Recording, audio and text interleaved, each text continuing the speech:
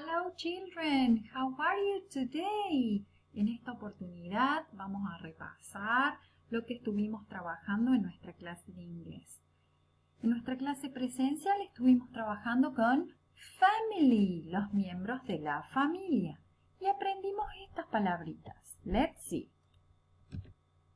This is mom, mom, la mamá. And this is dad, dad, el papá. También trabajamos con brother, el hermano, and sister, la hermana. Y también mencionamos a baby, baby, brother, sister, and baby.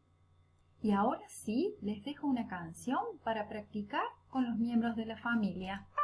Let's see.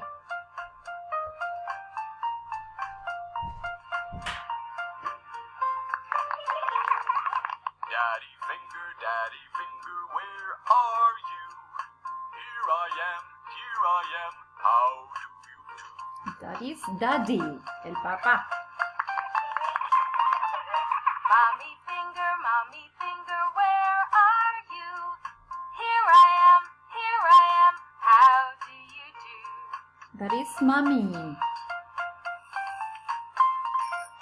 Brother finger, where are you? Here I am, how do you do? That is brother, el hermano. And here we've got sister. Sister finger, where are you? Here I am, how do you do? And now we have baby. Baby finger, where are you? Here I am, how do you do?